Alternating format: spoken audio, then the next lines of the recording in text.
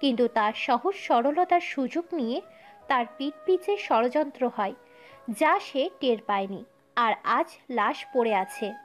আজকে থেকে এই দেশ আমার, আমি রাজত্ব করব এই দেশে। কিন্তু রুদ্র যে আমাদের সাহায্য করেছে, তার কি হবে? আর আরো তার সাথে আরো বাইরের দেশের মাফিয়ারা তো আছেই। চিন্তা নেই, আমি সবার সাথে ডিল করে নিব। রুদ্রকে ঢাকা শহর দিয়ে দিব। সবাই আজ থেকে আমার আন্ডারে কাজ করবে। এমন সময় নিশি দৌড়ে আসলো। বস, বস, মহা বিপদ হয়ে গেছে। আমরা তো এবার শেষ। কি হয়েছে? এভাবে হাঁপাচ্ছিস কেন?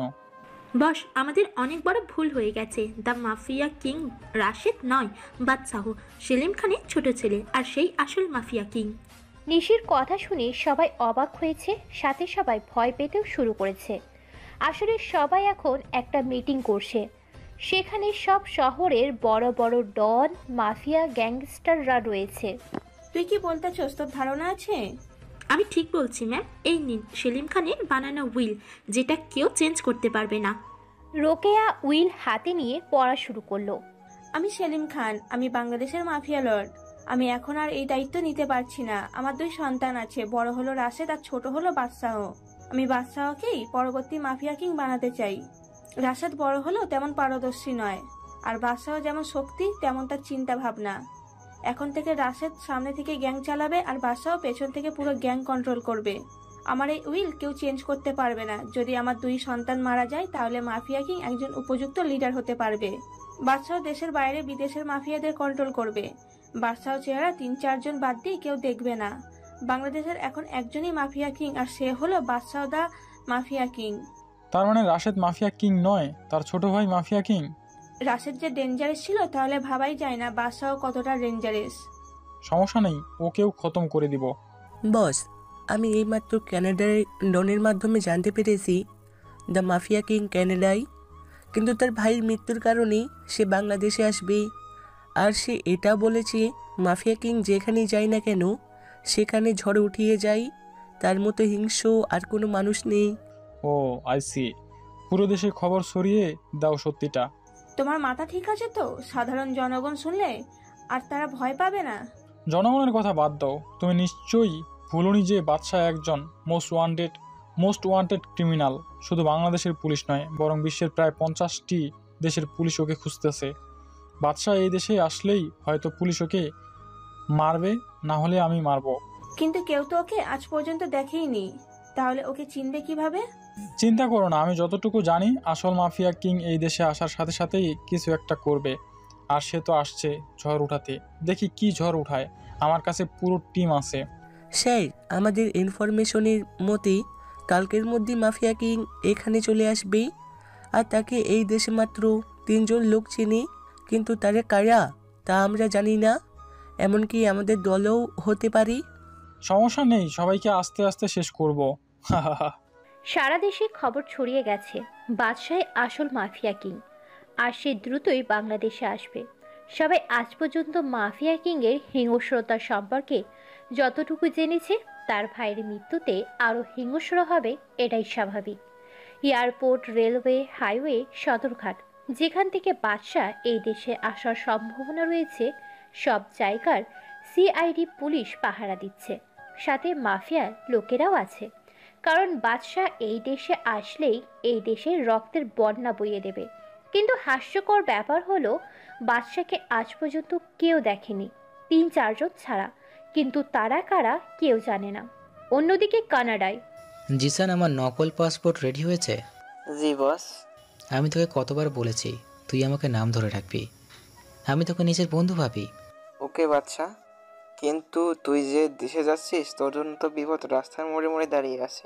বাদশাহ কোনো বিপদকে ভয় পায় না, বাদশাহ নিজেই বিপদের জন্য বিপদ। আমি একা যাব না, তুইও যাবি আমার সাথে। মনে নেই আব্বু মারা যাওয়ার আগে বলে গিয়েছিল তোকে আমার সাথে সবসময় থাকতে? তার কথা কি আমি অমান্য করতে পারি? তুই রাশেদ ভাইয়ের আঙ্কেল, তো আমার পরিবারকে বাঁচিয়েছে। তোরা না থাকলে আজ আমি বেঁচে থাকতাম না। তোরা সবার জন্য কত কিছু করেছিলি, আর পরিণামে কি পেলি? ধোকা। আমি বুঝলাম না মানুষ এত নিচে কিভাবে নামতে পারে। তুই চিন্তা করিস না, একবার দেশে যাই সবাইকে দেখে নিব। দেশবাসী এতদিন শুধু বাদশাহ দ্য ভিলেন কিং এর আর হিংস্রতা সম্পর্কে শুনেছে, কিন্তু এখন সবাই এবার হিংস্রতাও দেখবে। আমি আসছি, তোরা তৈরি থাক, মাফিয়ার ক্রুরা তোদের আশ্রয় আসছে। সে ভাইকে আমি আমার প্রাণের চেয়েও ভালোবাসতাম, তার লাশ পর্যন্ত দেখতে পাইনি। আমি আসছি তোদের মৃত্যুর পরোয়া নিয়ে। এদিকে তো দেশের অবস্থা খারাপ।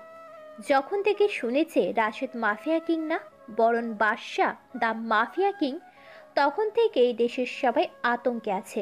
কারণ বাদশাহ যে দেশে যায় সে দেশে কমপক্ষে হলেও 500-র মতো লাশ পড়বে। সেটা মিনিস্টার থেকে সাধারণ মানুষ, যে কেউ হতে পারে। এইদিকে দেশে সব এন্ট্রি পয়েন্টে পুলিশ থেকে সেনাবাহিনী পাহারা দিচ্ছে। সবাই জানে বাদশাহ যদি একবার সিদ্ধান্ত নেয় যে দেশে আসবে, তাহলে তাকে কেউ আটকাতে পারবে না। বাংলাদেশ শাহজালাল ইন্টারন্যাশনাল এয়ারপোর্টে কানাডা থেকে ফ্লাইট ল্যান্ড হয়েছে। সিকিউরিটি অনেক কড়া, সবার ব্যাকগ্রাউন্ড চেক করে তারপর ছাড়া হচ্ছে সবাইকে। বাদশাহ তার জিশান ছদ্মবেশ দেশে আসলো। জিশানের একটি ভালো ব্যাকগ্রাউন্ড আছে কানাডায়। বাদশাহ ফেক আইডিটি নিয়ে দেশে আসলো। সবাই চেকিংয়ের পরে যখন বাদশার ব্যাকগ্রাউন্ড চেক করা হচ্ছে। আপনার নাম? জি, ভালো নাম রাকিব। আপনি এই দেশে কেন এসেছেন? আমার বড় ভাইয়ের কবর জিয়ারত করতে এসেছি। ঠিক আছে, যান এখন। বাদশাহ আর জিশান এয়ারপোর্ট থেকে বের হলো।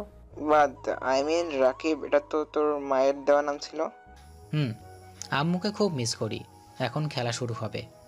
বাদশাহ তার ফোন দিয়ে একটা মেসেজ করলো, আর সাথে সাথে এয়ারপোর্টে 10টি পুলিশের গাড়ি ব্লাস্ট হলো।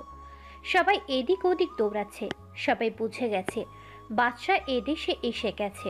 সবাই এত চেষ্টার পরেও বাদশাকে এদেশে আসার থেকে আটকাতে পারল না। বাদশার মুখে এবার পৈশাচিক হাসি ফুটে উঠল। বাদশার সামনে দুটি গাড়ি থামলো। গাড়ি থেকে 2জন লোক নামলো, যাদের দেখে বাদশার মুখে হাসি ফুটে উঠল। লোক দুটি বাদশাহ আর জিশানকে জড়িয়ে ধরল।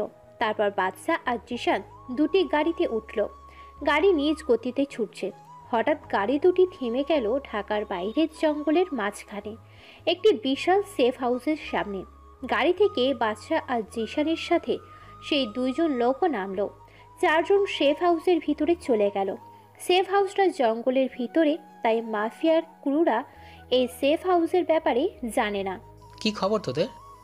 ভাই, আপনি তো জানেন এই জায়গার কি অবস্থা। আমরা ভালো থাকি কিভাবে? রাশেদ ভাই মারা যাওয়ার পর আমাদের অবস্থা আরও খারাপ হয়ে যায়। মাফিয়ারা নিজেদের ইচ্ছা মতো কাজ করা শুরু করেছে।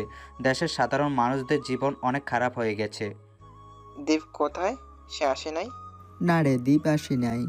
তুই তো জানোস তার আমাদের সাথে দেখা করা কতটা রিস্কের কাজ। দীপ আমাদের সাথে ঠিক সময় দেখা করে নেবে। তোরা চিন্তা করিস না, আমি যখন এসে গেছি তখন আর কারো চিন্তা করার প্রয়োজন নেই। এখন বল, আমার ভাইকে কারা কারা মেরেছে? প্রত্যেককে এমনভাবে মারবো যে সাধারণ মানুষের আত্মা পর্যন্ত কেঁপে উঠবে। ভাই, এই দেখেন। বলেই ল্যাপটপে একটা পেন ড্রাইভ কানেক্ট করলো। তারপর একের পর এক ছবি দেখতে শুরু করলো। ভাই, এ হলো ডেভিড, রাশেদ ভাইকে মারার ষড়যন্ত্রকারীদের লিডার আর বর্তমান মাফিয়া কিং সেই হতে চায়। আর এ হলো রোকেয়া, ডেভিডের গার্লফ্রেন্ড। এ হলো নিশি, ডেভিডের পিএ। তাছাড়া রুদ্র আছে, যে ডেভিডকে অনেক সাহায্য করেছে। ডেভিড রুদ্রকে পুরো ঢাকা শহরের কন্ট্রোল ওকে দিয়ে দিছে। আর তাছাড়া লিটনও আছে ওদের বিশেষ খবরই হিসাবে। আর ভাই, বাইরের দেশের দুবাই ল্যান্ডলর্ড আসলাম খান, চায়নার ডন কিং চং, রাশিয়ার মাফিয়া কিং ডেভিল আর পাকিস্তানের ডন ফিরোজ খান রয়েছে, যারা ডেভিডকে সাহায্য করেছে। ভাই, এখন ডেভিডের সাথে অনেকেই রয়েছে, যার ফলে আমরা এখন ওকে ধরতেও পারবো না। আর যখন থেকে ডেভিড শুনেছে যে আপনি দেশে এসে পড়েছেন, তখন থেকেই সে আন্ডারগ্রাউন্ড হয়ে গেছে। নো প্রবলেম, একে একে সবাইকে মারবো। এখন একটা ধামাকা করতে হবে। ওদের বুঝিয়ে দিতে হবে যে বাদশাহ the mafia king is not a easy person. তাদের এমন অবস্থা করব যে তারা তোকে আমার কেমন কেমন যেন লাগছে। রাশেদ ভাইয়ের মৃত্যুতে তো কোনো চোখে পানি পড়ছেনি, আর এখন তোর মুখে হাসি আসে। রাশেদ ভাই আমাদের কত উপকার করেছে যে তার মৃত্যুর খবর শুনে এখন আমাদের চোখের সামনে ভাসছে। তাহলে তবে ভেবে দেখ, ভাইয়া আমার আপন ছিল, তার মৃত্যুতে আমি কত কষ্ট পেয়েছি। আমার চোখের পানি এখন শুকিয়ে গেছে রে। এখন সেই পানি শুকিয়ে আগুনে পরিণত হয়ে গেছে। আমার বুকের ভিতরে প্রতিশোধের আগুন দাউ দাউ করে জ্বলছে। বাদ দে, এখন বল তোর নেক্সট প্ল্যান কি? আমার এখন রুদ্রের কাছে যাওয়া প্রয়োজন। তুই পাগল হলি নাকি রুদ্র? এখন ঢাকা শহরের কিং। রুদ্র কোথায় থাকে তার চেলাফেলারা ছাড়া কেউ জানে না। আর তুই যদি বাদশা দ্য মাফিয়া কিং এর পরিচয় নিয়ে যাস তাহলে কি হবে ভেবে দেখেছিস? রাহুল আর সাব্বির রুদ্রের চেলাপেলাদের কোথায় পাবো? ভাই, ও চেলাপোলারা বেশিরভাগই কলেজ বা ভার্সিটির ছাত্রছাত্রী। আপনি ঢাকা ভার্সিটিতে গেলে ওদের দেখা পাবেন। সেখানে রুদ্রের চেলাপোলারা বেশি আছে, আর সেখানে কোনো ঝামেলা হলে রুদ্রই আগে গিয়ে পৌঁছায়। ও তাই নাকি? তাহলে তো খেলা এবার জমে উঠবে।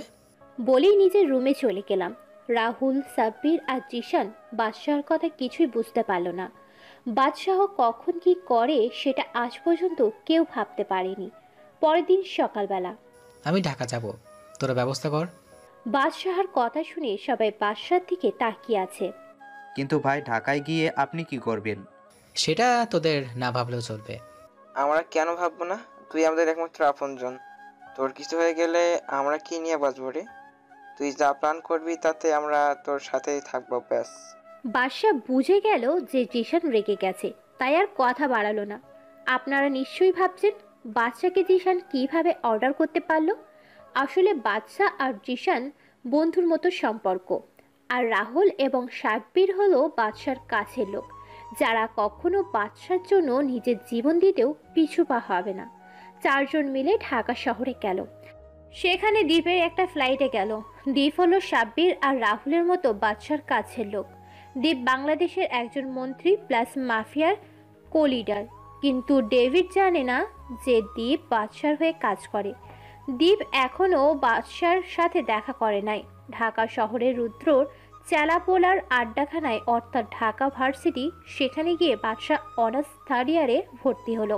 শুধু বাদশা নয়, সাথে জিশানও ভর্তি হয়েছে, কিন্তু অন্য বিভাগে। রাহুল আর সাব্বিরকে সবাই চিনে, কারণ তারাও মাফিয়ার স্পেশাল মেম্বারদের লিডার। পরের দিন বাদশা ছদ্মবেশ ধরে, অর্থাৎ একটি পুরাতন টি শার্ট আর প্যান্ট পরেছে, আর চুলগুলো তেল দিয়ে শুয়ে রেখেছে। বাদশাকে দেখতে একেবারে খ্যাত খ্যাত লাগছে। বাদশা জিশানকে ভালোভাবে যেতে বলল। জিশান ভার্সিটিতে চলে গেল, আর বাদশা যাচ্ছে তার ছদ্মবেশে। তাকে দেখে মনে হচ্ছে হৃত্বিক রোশন হিরো আলমের গেট আপ যাচ্ছে। তবে যাই হোক, এখন গল্পে আসা যাক। বাদশা ভার্সিটিতে পৌঁছে গেল। সে ভিতরে গিয়ে দেখলো চারিদিকেই গুন্ডা টাইপের ছেলে মেয়েতে ভরা। তবে যারা ভালো ছেলে মেয়ে তারা র্যাগিংয়ের শিকার হচ্ছে। বাদশা জানে যে তাকেও র্যাগিংয়ের শিকার হতে হবে, এবং তাই হলো। হঠাৎ পিছন থেকে কেউ ডাক দিল, ওই ক্যাপ, এদিকে আয়। বাদশা পিছনে তাকিয়ে দেখলো একটা বখাটেদের গ্রুপ ডাকছে তাকে। আমি যা চেয়েছিলাম তাই হলো, এবার খেলা শুরু হবে। হে ভাইরা, আমাদের কথা কি কানে রাখবে না নাকি? জি ভাই, শুনেছি। ওদের কাছে গিয়ে বলল, তারা দাঁড়িয়ে চলে কেন? আমি ভেবেছিলাম যে আপনি কাকে ডাকছেন, কারণ ভার্সিটিতে আমার আজকেই প্রথম দিন। আমি তো কাউকেই চিনি না এই ভার্সিটিতে। তুই ছাড়া কি আর কেউ খ্যাত আছে নাকি এই ভার্সিটিতে? আরে মাহিম, থাম এবার। আর তোর নাম কি? ভাই রাকিব। তা ভাই রাকিব, কি খবর তোমার? ভালো আছো তো? এই শালা, তুই কোন এলাকার বাইরে? না ভাই, আমি কোনো ভাই না। আমি তো আপনাদের ভাই বলছিলাম, আপনারাই তো ভুল বললেন। মাহিম কোনো কথা না বলে বাদশার গালে দুইটা থাপ্পড় দিল ঠাস করে। বাদশার রাগে পুরো শরীর ফেটে যাচ্ছে। সে তার হাত মুঠো করে রেখেছে। বখাটেরা তো জানে না বাদশা চাইলে ওদের মারতে 2 মিনিটেরও কম সময় লাগবে। তোর কত বড় সাহস, তুই আমাদের বুকের উপর কথা বলিস? তোকে তো আজ আমি মেরেই ফেলবো। বাদশার কলার ধরে, আরে দোস্ত থাম এবার। আর তুই শোন, ওই যে একটা মেয়ে দেখছিস, সেই মেয়েটাকে গিয়ে এই চিঠিটা দিয়ে আসবি। একটা মেয়েকে আঙ্গুল দিয়ে দেখিয়ে দিল। ভাই, এই চিঠিতে কি আছে? শোন, বেশি কথা বলবি না। এবার মাহিমের রাগ উঠে গেলে আমিও ওকে থামাতে পারবো না। বাদশা আর কোনো কথা না বলে চিঠিটা হাতে নিয়ে মেয়েটার কাছে গেল। মেয়েটা দেখতে সুন্দরীদের কাতারেই পড়ে, কিন্তু বাদশার এইসব বিষয়ে কোনো ফিলিংস নেই। আপু, এই কাগজটা নেন। কে তুমি, আর এই কাগজে কি আছে? আপনিই দেখে নিন। মেয়েটা কাগজটা নিয়ে পুরোটা পড়ে রাগে ফোঁস ফোঁস করছে। আর সাথে সাথে বাদশাকে ঠাস করে কালে থাপ্পড় বসিয়ে দিল। বাদশা এটা আশা করেনি যে এবারও তাকে থাপ্পড় খেতে হবে। বাদশা বুঝে গেল যে ওই চিঠিতেই এমন কিছু আছে যার কারণে মেয়েটা রেগে গেছে। শালা ফকিন্নির বাচ্চা, তোর সাহস কিভাবে হয় রে আমার সাথে রুম ডেট করার প্রস্তাব নিয়ে আসতে? বাদশা পিছনে তাকিয়ে দেখলো বখাটেরা কেউ নেই, সবাই যেন মিস ইন্ডিয়া হয়ে গেছে। আসলে আমি কিছুই করিনি, আমি র্যাগিংয়ের শিকার হয়েছি। আর এই কাগজে কি লেখা আছে আমি কিছুই জানতাম না। মিথ্যা কথা বলার জায়গা পাস না? আহা মিলি, ছাড় না। তুই তো জানিস এই ভার্সিটির কি অবস্থা। আর এই ছেলেটিকে দেখতে সহজ সরল লাগছে। এই জীবনেও তোকে এই রকম প্রস্তাব দিতে কখনো সাহস পাবে না। তুই ঠিক বলেছিস কেয়া, এরকম খ্যাত মার্কা ছেলে তো রুম ডেটের মানেও জানে না। এই তোর নাম কি রে? রাকিব। তোমাকে দেখে তো এই ভার্সিটিতে প্রথম দেখছি। কোন ইয়ারে তুমি? কথা শুনে বোঝা যাচ্ছে যে ভদ্র ঘরের মেয়ে। আমি এই ভার্সিটিতে 3rd ইয়ারে ট্রান্সফার হয়ে এসেছি। বাদশার কথা শুনে সবাই হাঁ করে তাকিয়ে আছে। মিলি, এ তো আমাদেরই ক্লাসমেট। মিলির কানে ফিসফিসিয়ে বলল, তবুও বাদশা শুনে ফেলল। আচ্ছা, আমাকে কি 3rd ইয়ারের ক্লাসরুমটা দেখিয়ে দিবেন? তুমি সোজা গিয়ে ডনের ক্লাসরুমে ঢুকবে। জি, ধন্যবাদ বলার জন্য। বাদশা ক্লাসরুমে প্রবেশ করলো। ক্লাসের সবাই ওর দিকে হাঁ হয়ে তাকিয়ে আছে, যেন ক্লাসরুমে কোনো ভূত ঢুকেছে। বাদশা একেবারে পিছনের বেঞ্চে গিয়ে বসলো। ক্লাসের স্যার আসার পর সবাই রুমে ঢুকে গেল। কেয়া আর মিলিও আসলো। বাদশা অবাক হলো যখন সেই বখাটেদের গ্রুপও ক্লাসে গেল, আর বখাটেরাও বাদশাকে দেখেও অবাকের শীর্ষে গিয়ে পড়ল। ক্লাসের স্যার আসলো, এসে বাদশাকে দেখে প্রশ্ন করলো, এই ছেলে তুমি কে আর এই ক্লাসরুমে কি করো? আমাকে কিছু না বলতে দিয়ে ফাইম বলল, স্যার আমার মনে হয় এই ক্লাসরুমে ভুল করে ঢুকে পড়েছে। না স্যার, আমি এই ক্লাসের স্টুডেন্ট।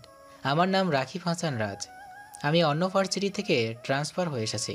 তা এইভাবে খ্যাত হয়ে সেজে এসেছো কেন?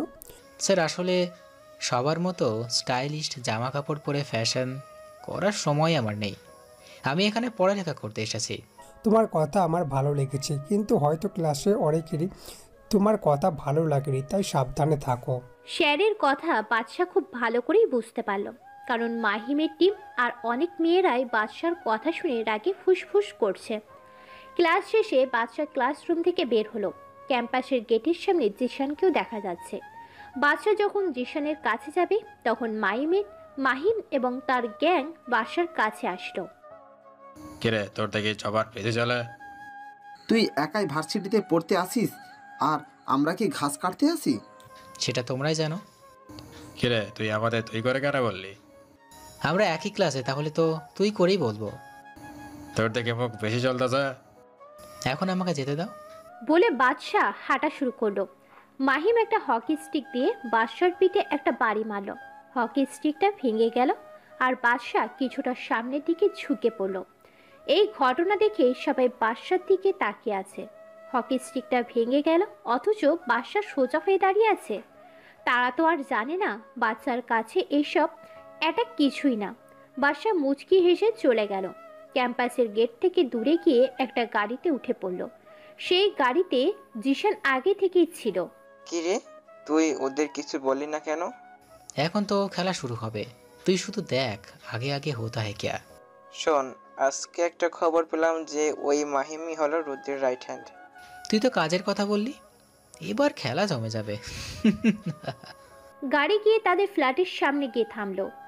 ভাই, এমন একটা খবর পেয়েছি যেটা আমাদের জন্য অনেক লাভজনক। কি সেই খবর? ভাই, খবরটা হলো আপনি যে ভার্সিটিতে অ্যাডমিশন নিয়েছেন সেই কলেজের মাহিম নামে একজন মাফিয়ার ক্রু আছে, যে রুদ্রের বিশেষ লোক। আর তাকে কোনো মতে রাগিয়ে তুলতে পারলে রুদ্র তার গর্ত থেকে বের হবে। তার মানে বোয়াল মাছ ধরতে গিয়ে আগে তার জন্য টোপ বানাতে হবে। রুদ্র নামের বোয়াল মাছকে ধরতে পারলেই ডেভিড নামের হাঙরকে ধরতে পারবো। ভাই, শুধু ডেভিডকে ধরলেই হবে না, দেশের বাইরে থেকে যারা ডেভিডকে সাহায্য করেছে তাদেরকেও ধরতে হবে। সাব্বির একেবারে ঠিক কথা বলেছে। ওদের এমনভাবে মারবো যে আর কোনো মাফিয়া বা ডন এই বাদশাদা মাফিয়া কিংয়ের সাথে পাঙ্গা নিতে আসবে না। তাহলে এখন কি প্ল্যান আছে? সাব্বির আর রাহুল, ভালো করে শোন। দীপ এখনও জানে না যে আমরা কোন ভার্সিটিতে অ্যাডমিশন নিয়েছি। আর ভার্সিটিতে পরশুদিন একটা বড় অনুষ্ঠান হবে, সেদিনে রুদ্রকে ধরতে হবে। দীপ অনুষ্ঠানের স্পেশাল গেস্ট হিসাবে আসবে। কিন্তু রুদ্র কেন ভার্সিটিতে আসবে? কেন আসবে? বাদশা একটা পৈশাচিক হাসি দিয়ে ফ্ল্যাট থেকে বেরিয়ে গেল। সাব্বির, রাহুল আর জিশান একই অবস্থায় বসে আছে। তারা জানে বাদশার এই হাসির কারণ অবশ্যই কোনো ভয়ঙ্কর কিছুর লক্ষ্য। কারোর তো কপালে আজকে মৃত্যু লেখা আছে, কিন্তু সেটা কে? রাত 8টার দিকে বাদশা আবার ফ্ল্যাটে আসলো। বাদশার ভিতরে ঢুকতেই দেখলো তার জন্য সবাই বসে আছে। কিরে, তোরা এখনো বসে আছিস? তুই জানোস আমরা কেন এখানে বসে আছি? তুই হুট করে বেরিয়ে গেলে কাউকে কিছু না বলে আমাদের কি টেনশন হয় না? কুল ডাউন গাইজ, কালকে সকলেই বুঝতে পারবি আমার master plan. Badsha the mafia কিংয়ের মাস্টার প্ল্যান বোঝার মতো ক্ষমতা তোদের এখনো হয়নি। কেউ আর কোনো কথা বলল না। সবাই জানে বাদশা এখন কিছু বলবে না। সকালবেলা জিসান, সাব্বির, কোথায় তোরা? তাড়াতাড়ি এসে দেখ কি হয়েছে। কিরে সকালবেলা গরুর মতো চিল্লাচিল্লি করস কে? রাহুল, কি হয়েছে? টিভিতে দেখ কি হয়েছে।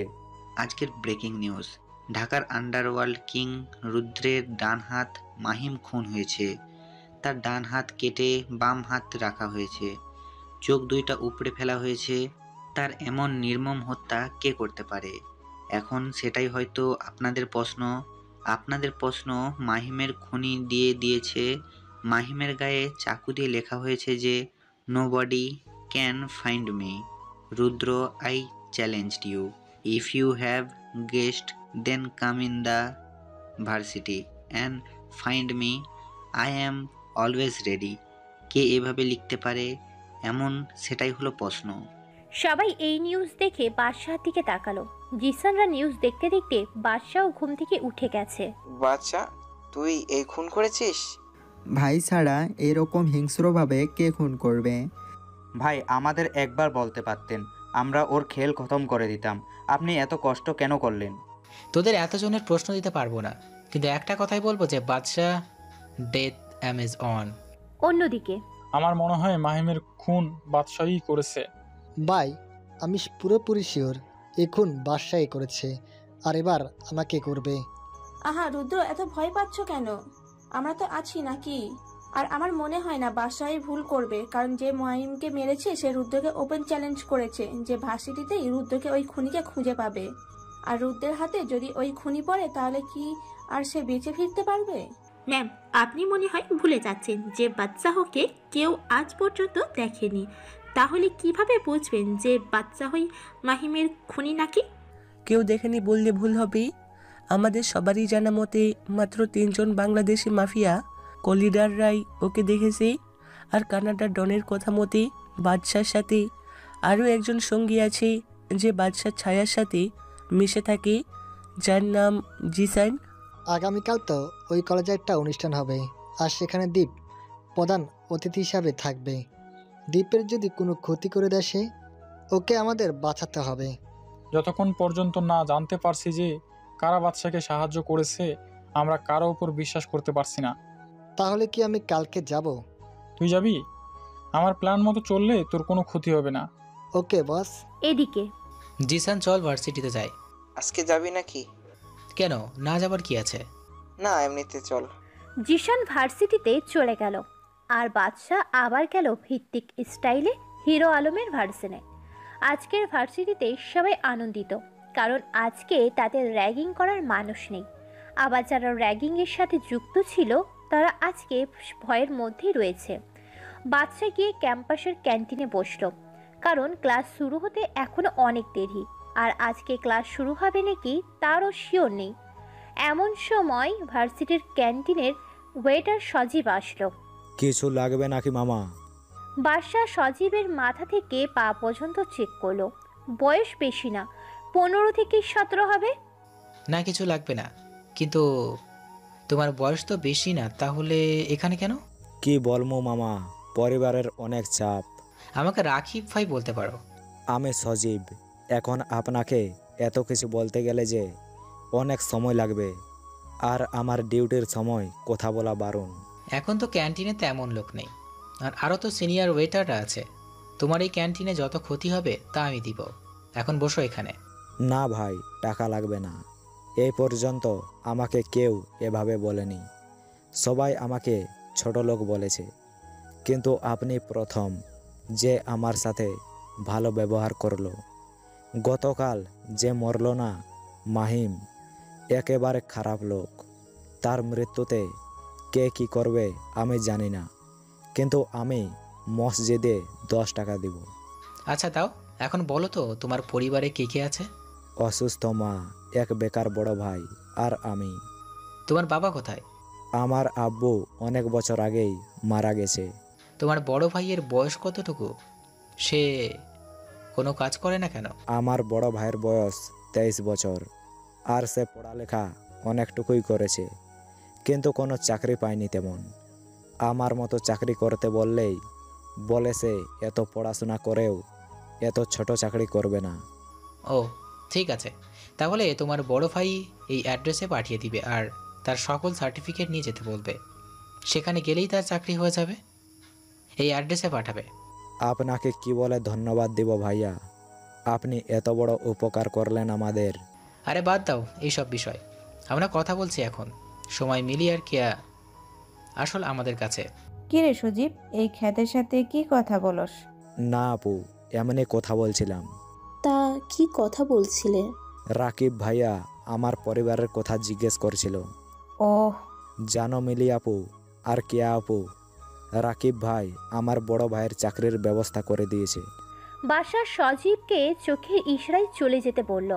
কি রে খ্যাত, তোর তো নিজেরই ঠিক নেই, তুই আবার সজীবের চাকরির ব্যবস্থা কিভাবে করলি রে? তা আপনার না জানলেও হবে। তোর মুখ বেশি চলতাছে কিন্তু। আরে ছাড় না দোস্ত। তা রাকিব, তুমি কিভাবে সজীবের চাকরির ব্যবস্থা করলে? না মানে, আমার এক আত্মীয় আছে যার একটা ছোট্ট দোকান লোক লাগবে, তাই সজীবের ভাইকে সেই ব্যাপারেই বলা হয়েছে। আর তেমন কিছু না, আমি এখন গেলাম। এই বলেই যখন উঠতে যাব, কে আমার হাত ধরে আবারও চেয়ারে বসিয়ে দিল। আরে কোথায় যাও আমাদের কথা না শুনে? আপনাদের মতো বড় লোকদের সাথে আমার মতো গরিবের কি কথা? তুই কি জানিস যে মাহিম খুন হয়েছে? কে মাহিম? গতকাল যার সাথে তোর মারামারি হলো আর যাকে গতকাল তুই হিংস্রভাবে খুন করেছিস। বাদশাহ এই কথা শুনে চেয়ার থেকে দাঁড়িয়ে গেল, কারণ গতকালকে বাদশাহ যে মাহিমকে মেরেছে তা তো এদের জানার কথা না। কি আবল তাবল বলছেন? আমি আবার খুন? হাসালেন। মিলি গতকাল তোমাকে দেখেছে যে তুমি মাহিমকে যখন খুন করে রাস্তায় ফেলে এসেছিলে। অসম্ভব, গতকাল তো আমি হুডি পড়েছিলাম। তাহলে এই মেয়ে আমার চেহারা কিভাবে দেখলো? আপনি কি সত্যিই আমার চেহারা দেখেছেন? ভালো করে ভেবে দেখেন তো। আসলে গতকাল সেই খুনি হুডি পরা ছিল, তাই চেহারা দেখতে পারিনি, কিন্তু তার চোখ, বডি ল্যাঙ্গুয়েজ একেবারে তোর মতোই দেখতে। তাহলে থাকেন, আমি গেলাম। আরে এত তাড়াতাড়ি কি আছে? আজকে তো ক্লাস হবে না, তাই বসো। আচ্ছা তোমার কোনো ফ্রেন্ডস নেই ভার্সিটিতে? আমার মতো খ্যাতের আবার friends? Can will be friends? মানে আমার মতো খ্যাতের সাথে হুট করে বন্ধুত্ব কেন করবেন? দেখো, সেদিনের ব্যাপারের জন্য সরি, আমি জানি সব করেছে মাহিম। আজকে তোমার সাথে বন্ধুত্ব করতে এসেছি। হুট করে তুই থেকে তুমি, এখানে নিশ্চয়ই কোনো গন্ডগোল রয়েছে। আরে কোনো গন্ডগোল নেই, তোমাকে ভালো মনে হলো তাই ফ্রেন্ডশিপ করতে এসেছি। কেন, আমরা মেয়ে বলে ফ্রেন্ড হবে না? না তেমন না। তাহলে আর কোনো কথা না, আজকে থেকে আমরা ফ্রেন্ডস। বাদশার দিকে হাত বাড়ালো। বাদশা কিছু একটা ভেবে হাত মিলিয়ে নিল। সেই সময় জিশান আসলো। রাকিব কি করছো এই জায়গায়? বাদশা জিশানকে চোখের ইশারায় বলে দিল চুপ থাকতে, কারণ জিশান আর বাদশা যে একে অপরকে চিনে এটা কেউ না জানতে পারে। জিসান, তুমি কি রাকিবকে চিনো নাকি? না, আসলে কালকের ঝামেলার পর রাকিবের সাথে রাস্তায় দেখা হয়, সেখানেই পরিচয়। ও তাই বলো। তা তোমরা এখানে কি করছো? রাকিবের সাথে ফ্রেন্ডশিপ করতে এসেছিলাম। বাদশার দিকে জিশান আর চোখে তাকালো, কারণ বাদশা কোনোদিনও মেয়েদের সাথে মেশেনি। তাহলে তোমরা থাকো, আজকে আমি আসি, কালকে অনুষ্ঠানে আবার দেখা হবে। এই বলেই বাদশা চলে গেল। পরের দিন সকালে আজকে যে করেই হোক রুদ্রকে মারতেই হবে। কিন্তু এত মানুষের সামনে কিভাবে মারবে? আবার ওর সাথে বডিগার্ডও থাকবে। আমি খবর নিয়েছি, আজকের অনুষ্ঠানে ডেভিডের পুরো নজর থাকবে। তোর কাছে কি কোনো প্ল্যান আছে বাচ্চা? বাদশাহ কোনোদিন প্ল্যান ছাড়া যুদ্ধে নামে না। ভার্সিটিতে আজকে অনুষ্ঠান হবে, সবাই কাজে লেগে পড়েছে। বাদশা জিশনের সাথে আজকে রাহুল আর সাব্বিরও এসেছে। একটু পর অনুষ্ঠান আস্তে আস্তে শুরু হতে লাগলো। চিফ গেস্ট হিসাবে দীপ এসে গিয়েছে। বাদশাকে আর জিশানকে এখনো দেখতে পাইনি। আস্তে আস্তে অনুষ্ঠান প্রায় শেষের দিকে এসে গেল। এমন সময় ভার্সিটিতে প্রায় 30টার মতো বাইক আর একটা বড় গাড়ি আসলো। সবাই বুঝে গেল যে রুদ্র এসে গেছে। রুদ্রকে সবাই ভয় পায়। রুদ্র গাড়ি থেকে নামলো। কিরে বাদশা, তুই কোথায়? তুই না বলেছিলি এই ভার্সিটিতে আসলে আমার সামনে আসবে? আমি তো চ্যালেঞ্জ অ্যাকসেপ্ট করেছি, সাহস থাকলে সামনে আয়। রুদ্র, কি হচ্ছে এসব? বাদশা এখানে কিভাবে আসবে? তুই জানিস না বলে কথাটা বললি। বাদশা আমাকে চ্যালেঞ্জ করেছিল যে ওকে ভার্সিটিতে পাবো। দীপ পুরো ভার্সিটিটা একবার পুরোটা দেখে নিল। দীপ দেখলো দূরে সাব্বির আর রাহুল দাঁড়িয়ে আছে। দীপ বুঝে গেল রুদ্রর আজকে শেষ দিন। রুদ্রর মোবাইলে একটা মেসেজ এলো যে সাহস থাকলে ভার্সিটির শেষের দিকের ঘরে যেতে, তাও আবার একা একা। রুদ্রর ইগোতে লাগলো কথাটা। রুদ্র সবাইকে ওখানে রেখে একা একা চলে গেল। রুদ্র সেখানে গিয়ে দেখলো একটা রুম আছে। রুদ্র সেই ঘরের ভিতরে প্রবেশ করলো। রুদ্র দেখলো রুমে কেউ নেই। রুদ্রর পিছু পিছু ওর লোকের সাথে দীপ আর ভার্সিটির ছেলেমেয়েরা এলো। তারা রুমে গিয়ে দেখলো সেখানে রুদ্র নেই। রুদ্রকে আগে বাদশা অজ্ঞান করে ভার্সিটির ক্লাসরুমে নিয়ে গেছে। কেউ ভাবতেই পারবে না যে রুদ্রকে বাদশা ক্লাসরুমে নিয়ে যাবে। রুদ্র আস্তে আস্তে চোখ খুলেছে। চোখ খুলে সে আশেপাশের পরিস্থিতি বোঝার চেষ্টা করছে। সে এখানে কিভাবে আসলো।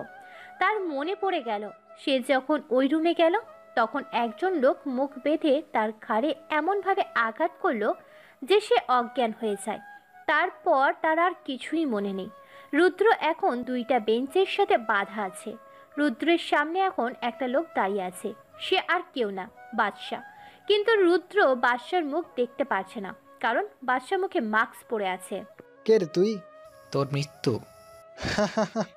জোরে জোরে হাসতে লাগলো। আমার মৃত্যু? তা আবার তুই? আমি নিজে একটা মৃত্যুর ফ্যাক্টরি, আর তুই আমাকে ভয় দেখাচ্ছিস? আমাকে খুলে দে, তাহলে আমি তোকে প্রাণে বাঁচার সুযোগ করে দিব। খুল আমাকে। কুল কুল, এত গরম হওয়ার কিছুই নেই। তোর চিৎকারে কেউ আসবে না, কারণ তোর সামনে এখন বাদশা দ্য মাফিয়া কিং দাঁড়িয়ে আছে। এই কথা শোনার পর রুদ্রর মুখ থেকে হাসিটা নিমিষে বিলীন হয়ে গেল। ভাই, আমাকে মাফ করে দিন, আমি কিছুই করিনি। সব ওই ডেভিড আর বাইরের দেশের মাফিয়ারা করেছে। ভাই সত্যি আমি কিছুই জানি না। ভয়ে একেবারে কেঁদেই দিল। এত ভয় পাওয়ারও কিছুই নেই। আমি শুধু দুটো প্রশ্ন করব, তুই যদি সত্যি কথা বলিস তাহলে তোর মুক্তি। কি প্রশ্ন ভাই? আমার ভাইকে কিভাবে মেরেছিস? I want answer. ভাই আমি জানি না, একেবারে কেঁদেই দিল। বাদশা বুঝে গেল যে কিভাবে রুদ্রর মুখ থেকে কথা বের করবে। কিছু একটা শয়তানি বুদ্ধি তার মাথায় আসলো, আর তার মুখে একটা হাসি ফুটে উঠল। বাদশা একটা পকেট নাইফ বের করে রুদ্রর হাত বরাবর গেঁথে দিল।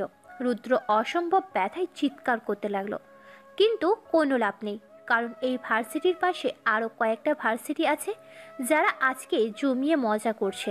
আর সাউন্ড স্পিকারে গান বাজছে, যার আওয়াজ আমাদের ভার্সিটিতেও শোনা যাচ্ছে, এবং এই শব্দই যথেষ্ট বাদশার জন্য। আসলে এই ভার্সিটিতেও অনুষ্ঠান হচ্ছিল, কিন্তু রুদ্র আসার পর সব বন্ধ হয়ে গেল। এখনো সময় আছে, বলে দে, না হলে তুই বাদশার হিংস্রতা এখনো দেখিস নাই। ভাই আমি সত্যি জানি না। বাদশা এবার রুদ্রের মুখে লাল মরিচের গুঁড়ো ঢুকিয়ে দিল, পুরো 1 প্যাকেট। তারপর রুদ্রের চোখের সামনে একটা পিন নিয়ে আসলো, ধারালো পিন, আর রুদ্রের চোখের মাঝখানে 1 মিলিমিটারের ব্যবধানে আছে শুধু। এখনো কি বলবি নাকি সারা জীবনের জন্য অন্ধ করে দিব? না ভাই, আমি সব বলবো, আমাকে ক্ষমা করে দিন। অসহ্য ব্যথায় কষ্ট হচ্ছে। ঠিক আছে বল। ভাই সেদিন রাশেদ ভাইয়ের কাছে খবর এসেছিল যে দুবাইয়ের নেমরুদ খান বাংলাদেশে লুকিয়ে লুকিয়ে এসেছে আর রাশেদ ভাইয়ের উপরে অ্যাটাক করবে। তখন রাশেদ ভাই তার পুরো গ্যাং নিয়ে আসলাম খানের উপরে অ্যাটাক করে।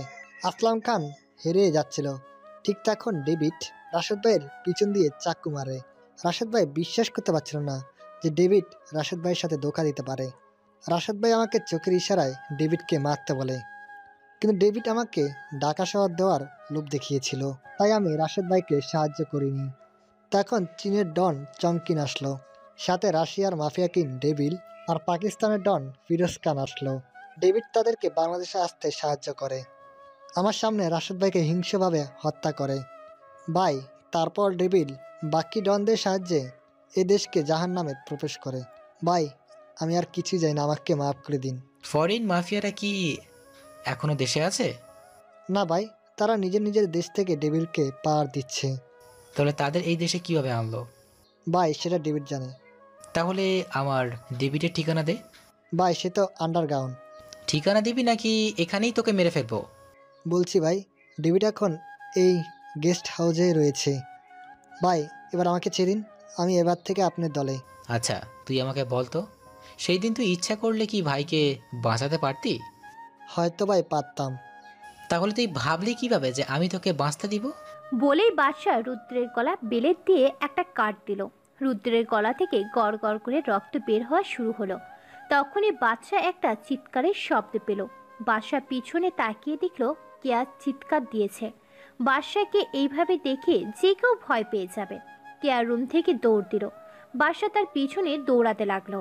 কেয়া আমার কথা শোনো। না, তুমি একটা খুনি। কেয়া দৌড়াতে দৌড়াতে একজনের সাথে ধাক্কা খেল। আর একটা কথা, বাদশা আর কেয়া ছিল বিল্ডিংয়ের টপ ফ্লোরে। কেয়া দেখলো তার সামনে তার বড় ভাই দাঁড়িয়ে আছে। ভাইয়া আমাকে বাঁচাও, আমার পিছনে একটা খুনি আসতেছে। কোথায় সে? তুই আমার সাথে আয়। বলেই কেয়ার ভাই তার পকেট থেকে একটা রিভলভার বের করে সামনে হাঁটতে লাগলো। আর সেই সময় বাদশার সামনে আসলো কেয়া আর কেয়ার ভাই। ভাইয়া এটাই সেই খুনি, আমাদের ক্লাসরুমে একজনকে খুন করে এসেছে, এখন আমাকেও মেরে ফেলবে। কেয়ার ভাই বাদশার দিকে রিভলভার তাক করলো, কিন্তু যখন বাদশার চেহারা দেখলো তখন কেয়ার ভাইয়ের হাত কাঁপা শুরু করলো। আর এক সময় রিভলভার পড়ে গেল তার হাত থেকে। কেয়ার ভাই আর কেউ না, দীপ, যে বাদশার আসল পরিচয় জানে। দীপ বাদশার পায়ের সামনে শুয়ে পড়ল। ভাই আমার বোনকে ক্ষমা করে দাও, সে তোমাকে চিনে না তাই এমন করেছে। আমি কেয়াকে মারবো না, আমি তো শুধু তাকে বোঝানোর জন্য তার পেছনে দৌড়েছিলাম। ভাইয়া তুমি ওকে ভয় কেন পাচ্ছ? ডাইরেক্ট শুট করে দাও। চুপ কর তুই, বাঁচতে চাইলে তুই ক্ষমা চেয়ে নে। কেয়ার মাথায় কিচ্ছু ঢুকছে না। সেই সময় তাদের কাছে জিশান, সাব্বির আর রাহুল আসলো। বাচ্চা কাজ কি শেষ হয়েছে? জিসান তুমিও? জিশান একবার কেয়ার দিকে তাকিয়ে আবার বাদশার দিকে তাকালো। সাব্বির রুদ্রের লাশ ক্লাসরুমে পড়ে রয়েছে, শাপলা চত্বরে ঝুলিয়ে দিবি।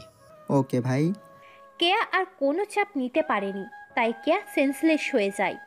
হাইপার হওয়ার কিছুই নেই কেয়া, মাথায় এত প্রেশার নিতে পারেনি তাই সেন্সলেস হয়ে গেছে। দীপ তার বোনকে বাসায় নিয়ে যা, আর তোরা আমার সাথে চল, ডেভিডের সাথে দেখা করে আসি। ডেভিড, তুই ওর ঠিকানা কোথায় পেলি? রুদ্রের থেকে সব জেনে নিয়েছি। আর দীপ আজকে ফ্ল্যাটে দেখা করবি সন্ধ্যার দিকে। ওকে ভাই। এখন চল তোরা। তারপর বাদশা, জিশান, সাব্বির আর রাহুল গাড়িতে উঠে রুদ্রের বলা গোডাউনের দিকে রওনা দিল। সেখানে পৌঁছানোর পর কয়েকজন গার্ড দেখতে পেল। বাদশা গাড়ি গোডাউন থেকে অনেক দূরে পার্ক করলো। তারপর সবাই আস্তে আস্তে গোডাউনের পিছনের দেওয়াল টপকে ভিতরে গেল।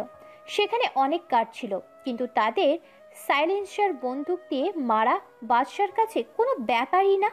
আস্তে আস্তে সব গার্ডদের মেরে ফেলার পর একটা রুমের সামনে পৌঁছালো। ভিতরে কারো কথা বলার আওয়াজ শোনা যাচ্ছে। আওয়াজ শুনে তো মনে হচ্ছে ডেভিড তার গার্লফ্রেন্ড, ডেভিডের খাস চামচা লিটন আর ডেভিডের পিয়ে নিশি আছে। ও তাহলে সবাই একসাথে আছে, আজকে সবার খেল খতম। রাহুল আর সাব্বির ভিতরে যা। ভাই আমরা যাব। চিন্তা করিস না, এই বালসা থাকতে তোদের কেউ টাচ করতে পারবে না। তোরা শুধু ডেভিডকে এই কথাটা বলবি। ওকে ভাই। রাহুল আর সাব্বির রুমের ভিতরে গিয়ে ডেভিডের সামনে দাঁড়ালো। বাদশা আর জিশান দরজার কাছে লুকিয়ে আছে। কিরে তোরা এখানে? তোদের তো এই হাইড আউটের ব্যাপারে বলিনি, তোরা কিভাবে এই জায়গায় আসলি? আসলে রুদ্র ভাই আমাদের আপনার ঠিকানা বলেছিল। তার রুদ্র কোথায়? রুদ্রকে তো আমি বাদশাহকে মারতে পাঠিয়েছিলাম। আসলে রুদ্র ভাই আর বেঁচে নেই। কি? বাদশাহ ওকেও মেরে ফেলেছে? তা তোরা কি আমাকে এই খবর শোনানোর জন্য আসলি? না ভাই, আমরা একজনকে আপনার সাথে দেখা করতে এনেছি। সে কে? আমি দরজার পেছন থেকে সামনে এলাম। কে রে তুই? তোদের আজরাইল, বাদশাহ দ্য মাফিয়া কিং। বলেই বাদশা ডেভিডের দিকে বন্দুক তাক করে গুলি ছুড়ল, কিন্তু ডেভিড লিটনকে তার সামনে নিয়ে আসলো, তাই গুলিটা লিটনের লাগে। বাদশা যেহেতু দূরে ছিল তাই বুলেট লিটনের শরীর ভেদ করতে পারেনি। নিশি আর রোকেয়া ফায়ারিং শুরু করে। আবার এদিকে বাদশা, জিশান, সাব্বির আর রাহুলও ফায়ারিং করা শুরু করে। যেহেতু বাদশা হুট করে হামলা করে তাই ডেভিডরা কিচ্ছু করতে পারেনি। আর এদিকে রোকেয়া গুলি লাগে আর সে নিচে পড়ে যায়। ডেভিড তাকে ওঠানোর চেষ্টা করে, কিন্তু এদিকে বুলেটের তুফান চলছে, তাই রোকেয়াকে রেখে নিশি আর ডেভিড পিছনের দরজা দিয়ে বের হয়ে যায়। রাহুল আর সাব্বির ওদের পিছু নিতে গেলে বাদশা ওদের থামায়। কি হলো ভাই, আমাদের আটকালেন কেন? ডেভিডের পিছু করতে হবে না। কেন ভাই, ডেভিড তো পালিয়ে গেল। বাদশা জোরে জোরে হাসা শুরু করলো। সেটা কোনো সাধারণ হাসি ছিল না, বরং সেটা একটা পৈশাচিক হাসি ছিল। এই হাসির মানে বাদশাহর প্ল্যান কাজ করেছে। এখন শুধু খেলা হবে মৃত্যুর খেলা। তোর কথা তো আমি কিছুই বুঝতে পারছি না। ডেভিড তো বেরিয়ে গেল। আমি চেয়েছি বলেই যেতে পেরেছে। মানেটা কি? তোর মাথায় কি চলছে আমি কিছুই বুঝতে পারছি না। বাদশাহর খেলা বাদশাহ আর আল্লাহ তাআলা বাদে কেউই বুঝতে পারে না। ভাই তুই আমাদের বুঝি একটু বল।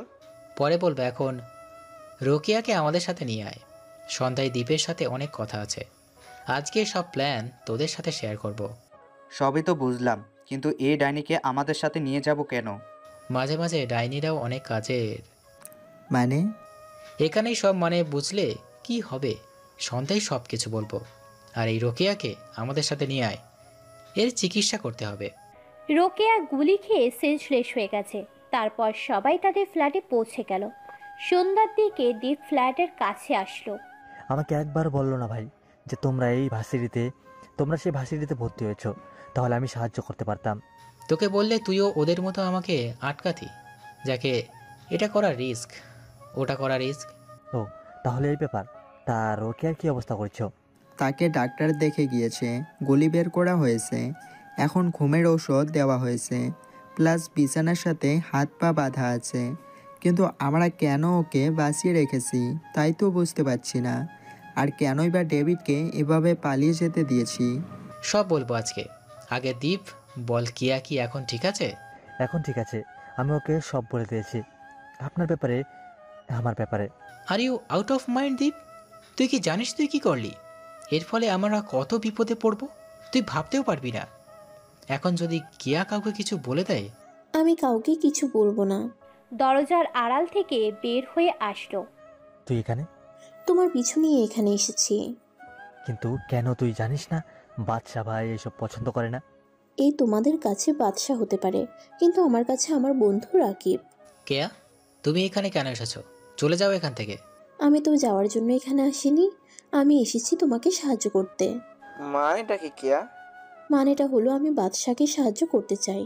তুই কিভাবে সাহায্য করবি? আমি জানি না, কিন্তু আমি সাহায্য করতে চাই। বাদশা তুই কি চাস কিয়া এখানে থাকবে কিনা? কে আমাদের সাহায্য করতে পারবে ভাই, কিন্তু কিভাবে?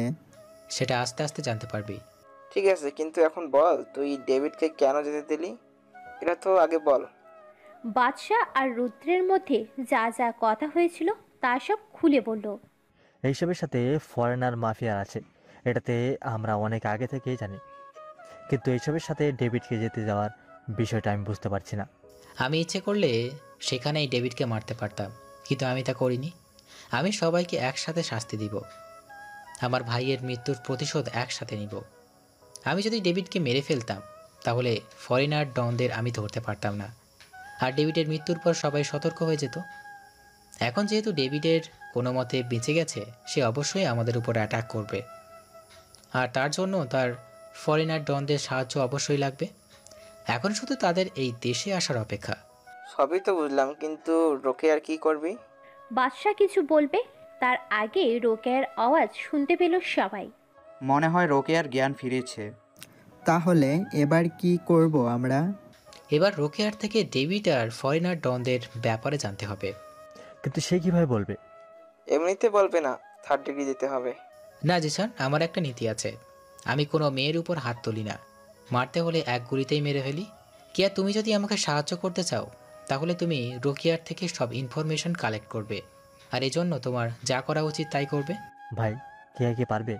হোয়াই নট ব্রো, আমি অবশ্যই পারবো। এবার শুধু তোমরা দেখো এই কেয়ার খেলা। তারপর কেয়া রোকেয়ার রুমে গেল। বাদশাহ আর সবাই রুমের বাহিরে সোফায় বসে আছে। হঠাৎ রোকেয়ার রুম থেকে রোকেয়ার চিৎকার শোনা গেল। কিয়া ওর খেলা শুরু করে দিয়েছে। কিন্তু আমি একটা জিনিস বুঝলাম না, যে কেয়া তোকে খুন করে দেখে এভাবে ভয় পেয়েছিল, আর ওর চোখে তোর ঘেন্না ডেকেছিলাম, আর সেই কেয়া তোকে সাহায্য করছে। আমারও এক প্রশ্ন, আসলে ভাই কেয়া যদি জানতো যে তুমি বাদশা দা মাফিয়া কিং তাহলে সে কখনোই তোমাকে দেখে ভয় পেত না। কেন? কিয়া কি আমাকে চেনে নাকি? জি ভাই। মানে? ভাই কেয়া আসলে তোমাকে ভালোবাসে। মানেটা কি? আমি সত্যি বলছি ভাই। কিয়া তো আমার নামও কখনো শোনেনি, তাহলে সে কিভাবে আমাকে ভালোবাসবে? ভাই সে আপনার নাম অনেক আগেই শুনেছিল। বাদশা ওর নাম তো দেশের কেউ জানতো না, তাহলে কেয়া কোথা থেকে শুনবে? দেশে কেউ জানতো না, কিন্তু আমি তো জানতাম বাদশা দা মাফিয়া কিং এর কথা। আসলে আমি কি কাজ করি কেয়া হঠাৎ জেনে ফেলে, তাই আমি তাকে বলেছিলাম সব মাফিয়ারা খারাপ হয় না, কিছু কিছু মাফিয়া আছে যারা ভালো কাজ করে, দেশের মানুষের সাহায্য করে, দেশকে রক্ষা করে, ঠিক বাদশা ভাইয়ের মতো। তখন থেকেই বাদশা ভাই যখন দেশের জন্য বা সাধারণ মানুষের জন্য কিছু করতো তখন আমি কেয়াকে তা বলতাম। তখন থেকে সে বাদশা ভাইকে ভালোবাসা শুরু করেছে।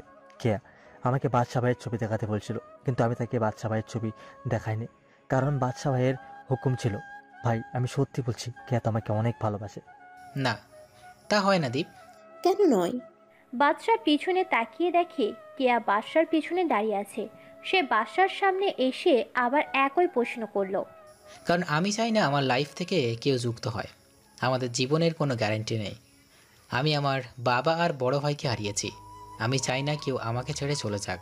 কিন্তু আমি তোমার জীবনের সাথে জড়াতে চাই। আমি তোমার জীবনের সাথে নিজের জীবন মিশিয়ে এক জীবন করতে চাই। কেয়া এসব কথা পরে হবে, এখন বলো রোকেয়া থেকে কিছু জানতে পেরেছো কি? হ্যাঁ ভাইয়া, আমি জানতে পেরেছি যে ডেভিড এখন তার সুন্দরবনের ফরেস্ট গেস্ট হাউসে লুকিয়েছে। আমি আরও জানতে পেরেছি যে আজকে রাতে ফরেনার ডন আসবে সেই গেস্ট হাউসে। এই কথা শোনার পর বাদশা পৈশাচিকভাবে হাসা শুরু করে। এই হাসির মানে কিছু একটা হতে চলেছে। এখানে সবাই জানে এই হাসির মানে মৃত্যুর খেলা হবে আজকে। রোকেয়াকে শেষ করে দে, আর সবাই রেডি হয়ে নে, আজকে রাতে খেলা মৃত্যু খেলা। সবাই সবার রুমে চলে গেল। দীপ জিশানের সাথে গেল কিছু প্ল্যানিং করতে। আমার কথা কি একটু ভাবা যায় না? কেয়া, তুমি কি জানো যখন আমি প্রথম ভার্সিটিতে যাই তখন সবাই আমাকে খ্যাত বলে অত্যাচার শুরু করে, কিন্তু একমাত্র তুমিই আমাকে সাহায্য করেছিলে। আমি তোমার ভিতরে একটা পিওর মন দেখতে পেয়েছিলাম। ধীরে ধীরে তোমাকে আমার ভালো লাগা শুরু করে। আমি জানি না সেটা আমার ভালোবাসা কিনা, কিন্তু আজকের পর যদি আমি বেঁচে যাই তাহলে তোমাকে নিয়ে আমি ভাববো। দেখা আমাদের হবে, এটা শিওর। দেখা যাবে। বিকেল 4টের দিকে সবাই রেডি হয়ে গেল ফরেস্ট গেস্ট হাউসে যাওয়ার জন্য। সবাই কি রেডি হয়েছো? আমরা রেডি, প্লাস সব প্ল্যানিংও করা আছে। আমিও রেডি। না, তুই কোথাও যাবে না। কিন্তু কেন? কারণ সেখানে বিপদ আছে। আমি কোনো বিপদকে ভয় পাই না। You should understand death. সেইখানে অনেক রিস্ক আছে, আমরা সেইখানে গিয়ে জীবন নাও ফিরে আসতে পারি। I don't care. তোকে আমার সাথে আসো। তারপর বাদশা কেয়াকে একটা রুমে নিয়ে যায়। তার কথা বলার অজুহাতে কেয়াকে রুমের ভিতরে আটকে রাখে। বাদশা, দরজা খুলো। সরি ফর দিস, কিন্তু আমরা যেখানে যাচ্ছি সেখান থেকে ফিরে নাও আসতে পারি। তাহলে আমাকে এখান থেকে বের করবে কে? এটা অটোমেটিক দরজা, 1 ঘন্টা পর ঠিকই দরজা আনলক হয়ে যাবে। তারপর বাদশা কেয়াকে কোনো কথা বলার সুযোগ না দিয়ে সবাইকে নিয়ে ফরেস্ট গেস্ট হাউসের দিকে রওনা দেয়। প্রায় 4 ঘন্টার পর সবাই সেখানে পৌঁছালো। বাদশার গাড়ি গেস্ট হাউসের সামনে পৌঁছালো। সাবধানে, এই গেস্ট হাউসের চারদিকে সিসিটিভি ক্যামেরা আছে। তাহলে আমরা ভিতরে যাব কিভাবে? চিন্তা করিস না, আমি সব ব্যবস্থা করে রেখেছি। মানে? মানে হলো রাহুল সিসিটিভির মনিটরের সামনে সেসব গার্ড থাকে, তাদের সবাইকে কিনে নিয়েছে বাদশা ভাইয়ের হুকুম মতো। তারা এখন মনিটরে রেকর্ডিং ভিডিও দেখছে। এখন তাহলে যাওয়া যাক। সবাই গেস্ট হাউসের সামনে গেল। চারিদিকে যেসব গার্ড ছিল তাদের সাইলেন্সার গানের মাধ্যমে মেরে ফেলে। সবাই পিছনের দরজা দিয়ে ভিতরে গেল। সবাই মিটিং রুমের দরজা আড়ালে দাঁড়ালো। এখানে সব হারামিরা একসাথে আছে। চিন্তা করিস না, আজকে এখানে কেউ বোঝাতে পারবে না। ফরেনার ডনদের বডিগার্ডদের খুব বুদ্ধিমানের সাথে সবাই মেরে ফেল সাইলেন্সার বন্দুকের সাহায্যে। ডেভিডরা কিছু বোঝার আগেই বাদশা আর ওর টিম সবাইকে চারিদিক দিয়ে ঘিরে ফেল। তোরা এখানে? You and yours death, Badshah the Mafia King. तुम यहाँ पर आ गया हो पर जिंदा नहीं जा पाओगे। गार्ड्स मार डालो सबको। ओहे, you are false. We killed everybody already. Now you are all finished. সবাই যখন কথা বলছিল তখন হঠাৎ ডেভিড গুলি করা শুরু করলো। বাদশা আর ওর টিম সবাই টেবিল, সোফা, আলমারির পিছনে লুকিয়ে ফায়ারিং করা শুরু করলো। ছোট্ট একটা রুম, তাই কেউ পালাতে পারেনি। বাদশার প্রথম গুলিটা পাকিস্তানি ডনের লেগেছে, তারপরের গুলিটা দুবাইয়ের ল্যান্ডলর্ডের লেগেছে। এদিকে সাব্বিরের হাতে গুলি লেগেছে। রাহুল সাব্বিরকে সোফায় রেখে ফায়ারিং চালাচ্ছে। একে একে যখন সব ফরেনাররা ডন মারা যায় তখন শুধু ডেভিড বেঁচে আছে, আর সবার গুলিও শেষ হয়ে গেছে। বাদশা, তুই যদি সত্যি মাফিয়া কিং হয়ে থাকিস তাহলে আমার সাথে হ্যান্ড টু হ্যান্ড ফাইট কর। ওকে, চ্যালেঞ্জ অ্যাকসেপ্টেড। তারপর দুজনে হ্যান্ড টু হ্যান্ড ফাইট শুরু করে। প্রথম বাদশা কভার ফাইট করলেও পরে হ্যাটাক টেকনিক ইউজ করে। একসময় ডেভিড বাদশার লাথিকে ফ্লোরে গিয়ে পড়ল। ডেভিডের সামনে তার বডিগার্ডদের বন্দুক পড়ে রইল। সেটা ডেভিড হাতে নিয়ে বাদশার দিকে তাক করে গুলি করল। কেউ কিছু বোঝার আগেই কেয়া ফ্লোরে লুটিয়ে পড়ল। হ্যাঁ, সবাই ঠিক পড়েছেন, কেয়ার বুকে গুলিটা লেগেছে। আসলে কেয়া বাদশার সামনে গিয়ে দাঁড়ায় আর তার গুলিটা লেগে যায়। তোরা কেয়াকে সামলা। কথাটা বলেই বাদশা তার ফ্লাইং কিক দিয়ে ডেভিডের হাত থেকে বন্দুকটা ফেলে দেয়। তারপর বাদশা কুংফু স্টাইলে ডেভিডের গলায় আঘাত করে, ফলে তার গলার হাড় ভেঙে যায় আর অনবরত নাক আর মুখ দিয়ে রক্ত পড়া শুরু করে। ডেভিড ফ্লোরে হাঁটু গেড়ে বসে পড়ল। ভাই, আমাকে মাফ করে দাও, আমি আর খারাপ কাজ করব না। ভাঙা গলায় কথা বলতে কষ্ট হচ্ছে। আমার ভাই কি তোরা কেউ রেহাই দিয়েছিলি? বলেই বাদশা ডেভিডের মাথা বরাবর একটা ঘুষি মারল, আর ডেভিডের মাথা টেবিলের কোণে লেগে ফেটে যায়, আর অতিরিক্ত রক্তক্ষরণের জন্য সেখানে তার মৃত্যু হয়। তারপর সবাই কেয়াকে গাড়ি করে হাসপাতালে নিয়ে যায়। দীপ্ত তার বোনের জন্য কান্না করে শেষ, আর বাদশারও চোখ থেকে 2 ফোঁটা পানি গড়িয়ে পড়ল। বাদশা তাড়াতাড়ি তার চোখের পানি মুছে ফেলল। হাসপাতালে কেয়া আর সাব্বিরকে ভর্তি করানো হলো। সাব্বিরের হাতে গুলি লেগেছে, তাই চিন্তার কিছু নাই, কিন্তু কেয়ার বুকে গুলিটা লাগার ফলে অনেক সিরিয়াস কিছু হতে পারে, এই কথাটা ডাক্তার তাদের বলল। দীর্ঘ 4 ঘন্টা অপারেশনের পর কেয়ার অপারেশন সাকসেসফুল হয়। কেয়ার জ্ঞান ফেরার পর থেকে সে শুধু বাদশাকেই খুঁজে যাচ্ছে, তাই বাদশা কেয়ার কেবিনে গেল, আর সবাই কেবিন থেকে বের হয়ে গেল। বাদশা কেয়ার সামনে হাঁটু গেড়ে বসল। কেন আমার জীবন বাঁচালে? কারণ আমি তোমাকে ভালোবাসি। তুমি রুম থেকে বের হলে কিভাবে? 1 ঘন্টা পর বের হলেও এত তাড়াতাড়ি আমাদের কাছে পৌঁছালে সম্ভব? তুমি হয়তো ভুলে গেছো যে রুমে একটা জানালাও ছিল, সেই জানালার কাজ পুরোটা ভেঙে তারপর বের হয়েছি। সত্যি বুদ্ধি আছে তোমার। বাদশা দ্য মাফিয়া কিংকে ভালোবেসেছি, অন্তত এইটুকু বুদ্ধি না থাকলে কি আর হয়? আমি বলেছিলাম যে সেখান থেকে যদি জীবিত ফিরে আসি তাহলে তোমার ব্যাপার নিয়ে ভাববো। তা কি ভেবেছ? Will you marry me? সত্যি? 1 সপ্তাহ পর বাদশা আর কেয়ার বিয়ে হয়ে গেল। বাদশা এখন বাসর ঘরের সামনে দাঁড়িয়ে আছে। সে রুমের ভিতরে ঢুকে দেখে কেয়া বিছানায় বসে বসে মোবাইল টিপছে। বাদশা কত কিছু ভেবেছিল যে কেয়া তাকে দেখে পায়ে সালাম করবে, আর সে এখানে বসে বসে মোবাইল টিপছে। মোবাইলে কি করো? আমি যে রুমে এসেছি তা কি চোখে পড়ছে না? কেন চোখে পড়বে না? আসলে আমি ফেসবুকে গল্প পড়ছিলাম আমার প্রিয় লেখক রাকিব হাসান রাজের আইডিতে। এই গল্প 2020-এর শেষ গল্প তার। সে তার লাস্ট গল্পের লাস্ট পর্বে বলে দিয়েছে যে এই সপ্তাহে আর কোনো গল্প দিবে না, বরং নতুন বছরের প্রথম দিনে সে সব পাঠককে দ্য সিক্রেট এজেন্ট আর পুলিশ কমিশনারের বোন যখন প্রেমিকা সিজন 2 একসাথে উপহার হিসেবে দেবে। এই কয়েকদিন তার অনেক কাজ আছে, প্লাস সে ইউটিউবে একটা নাটকের গল্পের স্ক্রিপ্ট নিয়ে কাজ করতেছে, তাই এই বছরের আর কয়েকটা দিন গল্প দিতে পারবে না। এইসব ফালতু লেখকের গল্প ছাড়ো তো। আর জামাইকে যে সালাম করতে হয় তা কি তুমি জানো না? খবরদার, আমার প্রিয় লেখকের নামে কিচ্ছু বললে আজকে বাসরের কথা ভুলে যাও। এই রে, আমার বাবুটা মনে হয় রাগ করে গেছে। ভাই আমাকে মাফ করে দাও, আমি আর খারাপ কাজ করব না। ভাঙা গলায় কথা বলতে কষ্ট হচ্ছে। আমার ভাই কি তোরা কেউ রেহাই দিয়েছিলি? বলেই বাদশাহ ডেভিডের মাথা বরাবর একটা ঘুষি মারল, আর ডেভিডের মাথা টেবিলের কোণে লেগে ফেটে যায়, আর অতিরিক্ত রক্তক্ষরণের জন্য সেখানে তার মৃত্যু হয়। তারপর সবাই কেয়াকে গাড়ি করে হাসপাতালে নিয়ে যায়।